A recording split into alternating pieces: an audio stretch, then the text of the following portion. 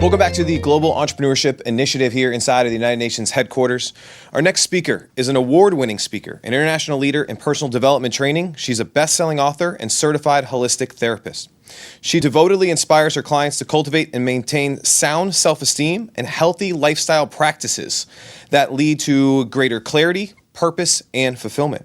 She uses a holistic approach and results-oriented activities that help in the opening of the heart and the unleashing the hidden powers that are within us. She has successfully helped private clients and her audiences in the releasing of emotional imprinting and limiting paradigms that are holding them back, enabling them to find a full expression of their real selves and building up leadership character to pursue goals and aspirations that are meaningful to them. She found her true calling after overcoming her own limiting beliefs and physical health challenges. Please welcome to the stage, Kanta Motwani.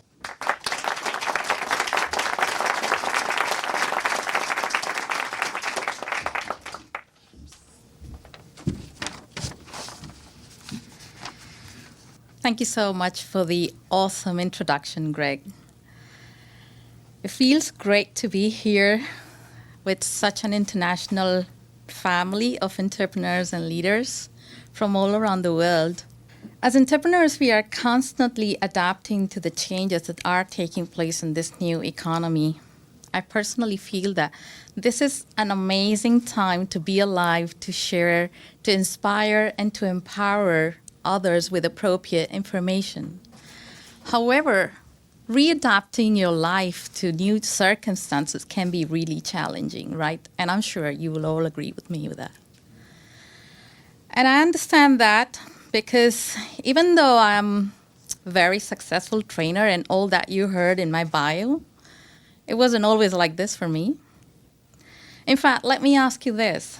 By show of hands, how many of you have lost your drive for life at least once? Let's be honest. Thank you. I lost my own drive for life a few times. But I decided to give myself loads of second chances. A decade ago, before I started my business in training and coaching, my circumstances were completely different. And I would have never even thought that I was going to stand up here in front of all of you at the United Nations to share my story. During my little life, when I was hardly 5, I used to sit in a dark bedroom, crying, shaking and trembling, because I believed that God could hear me from heaven. And I would ask God, please stop this insanity and my parents' arguments. And the turmoil continued over the years until my life was dominated by fear and negativity. I was constantly compared, underestimated, and reminded of my values and limits as a woman. The sound of ambulances and intimidating voices would cause me to shake and tremble constantly because they would trigger memories from the dysfunctional and unsupportive environment I was brought up in. So I used to show up as the typical kid that would be seeking approval, seeking love, and protection. As I grew older, I had the welcome opportunity to go to England to study. Actually, it was my mother who, in her own ways, just told me, almost kicked me out of the house, actually. And she told me, detach from me, go study and grow. For which I'm very grateful today. After I returned from my graduation, I started a successful career as a computer-based trainer in Spain. However, maladaptive behavior, limiting beliefs, and limiting cultural beliefs, which were already ingrained in me without my conscious awareness, caused me to be really stressed as I was constantly creating really crazy deadlines at work, kind of a very extreme perfectionist who wanted everything done. All these life circumstances, as well as personal family circumstances at home, were causing a lot of stress, which were actually costing me a very high price in terms of emotional and physical health. We have all been paralyzed by fear when we can't make a decision, right? But fear physically paralyzed me. Suddenly, on the midnight of 8 December 1998, I was again trembling and shaking, but this time in agony and pain, because I couldn't move out of bed, as I had lost the complete power of my legs. What I acknowledged as my life in those days, a stress autopilot machine, completely dropped into a state of withdrawal and deep inner silence. I lost my business, I lost money, I lost almost everything that I had, except from that I didn't lose my greatest assets: faith, persistence, and perseverance. I believed one day I was going to stand up and walk again.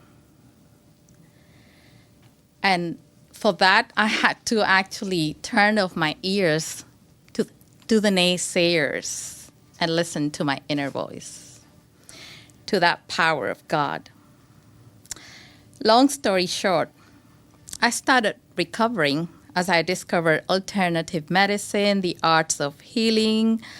I detoxified my body from chemicals and bacteria. I lost 25 kgs as I became a huge mass on a bed.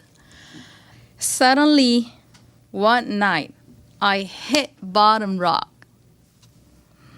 Fed up of my own story, I asked that higher consciousness, who I believed to be God when I was a kid, how did I get here? How long have I been here? Please help me out and show me another way.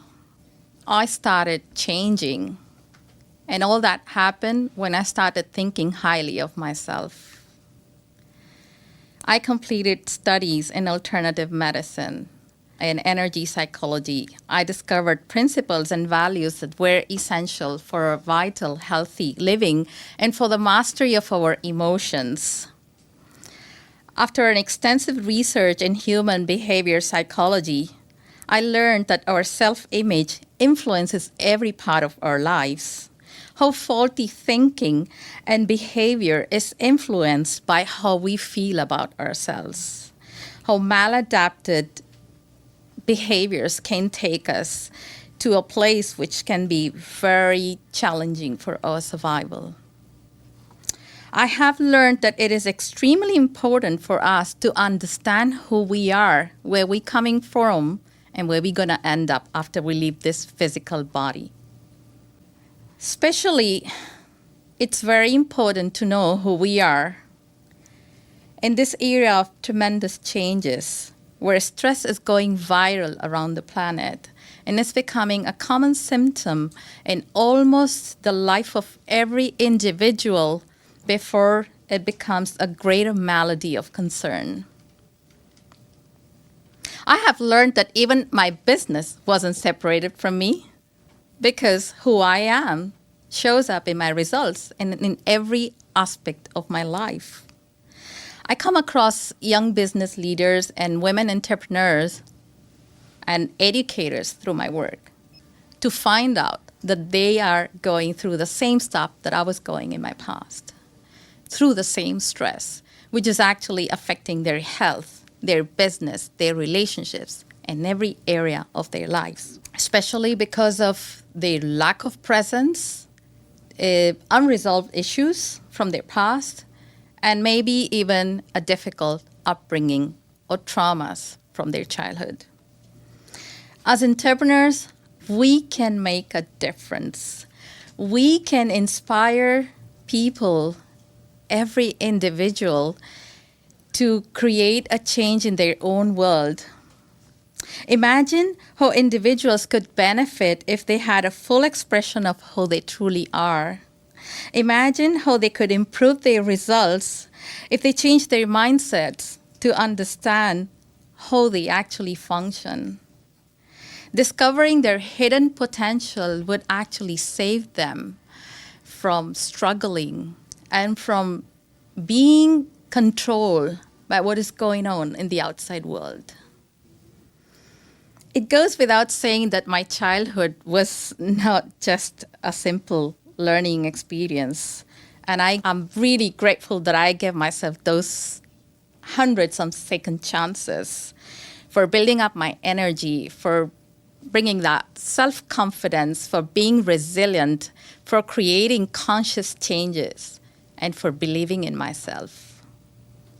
Reparenting myself actually enabled me to understand my parents and to understand everybody else that I came across.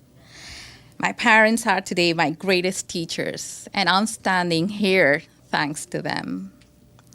As a result, my journey continues as I've committed myself to help people, to be their coach, to train them, and to help them become the best version of themselves. I have created a movement in Spain, which I hope I can take at international level. That's called Transformando Vidas, which means transforming lives. A combination of spirituality and science-proven fundamentals to help individuals and entrepreneurs through training and coaching develop an optimum mindset for self-improvement and high performance.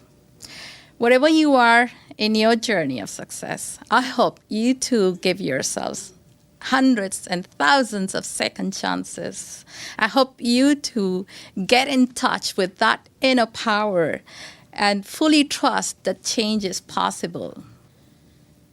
As I prepare to close this, I want to encourage all of us intelligent leaders of this era to develop a mindful mindset and positively influence our teams, our communities, our families, our businesses, and every single individual we come across to walk towards the path of success that we all deserve in a context of love, harmony, and joy. Together we can cooperate to live in a happier and healthier world.